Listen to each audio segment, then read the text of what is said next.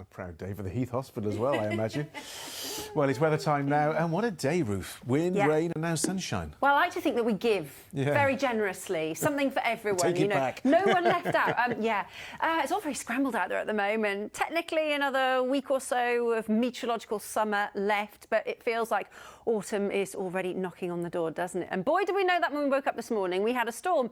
The remnants of Storm Ernesto, as John said, brought some very windy weather out there. But Ernesto's now been and gone, dim and distant memory. There is, however, another storm brewing. Now, Storm Lilian doesn't sound like it means business, but I can assure you that if you're living in North Wales over the next few hours, round about the early hours of tomorrow morning, you are going to know all about it. Some very strong winds. The good news is Lilian will rattle through quite quickly, disappearing before you've probably even noticed. So yes, there is a weather warning, and that does cover much of the North Wales coast. If you're making plans for tonight, tomorrow morning, just be careful. Certainly wouldn't go camping or anything, because we could see winds of up to 60 miles an hour. But as I said, it's a brief spell, getting better during the day tomorrow. Here you go.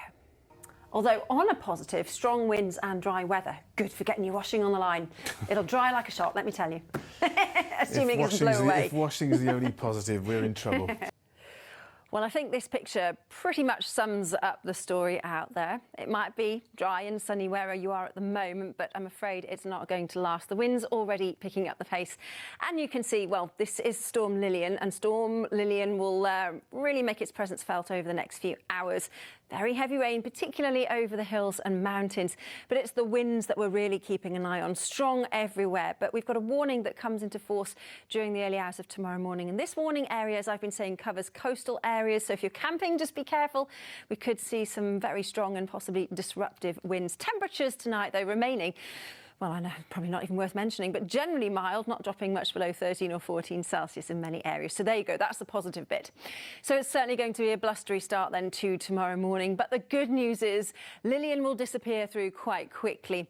And actually Friday is shaping up, can you believe it, to be a really rather lovely day. There will be lots of dry weather, a little bit of high level cloud, but plenty of blue sky and sunshine with a gentle breeze. The wind's easing all the while during the course of the day. So by the time we get to the afternoon, we're looking at gusts of possibly 15 to 20. So temperatures out towards western areas yet again, struggling to get much above 16 or 17. Further inland, and 19 or 20 is possible. And despite the fact, as I've been saying, it feels slightly autumnal out there, the sunshine still has plenty of strength. So we've got level 6 high levels of UV, so just be careful. There is more wet weather rating in the wings, though, that will work its way through Friday night. And you can see, though, it clears eastwards during the course of Saturday. So as far as your weekend is concerned, it's looking really rather unsettled, I think, sums it up.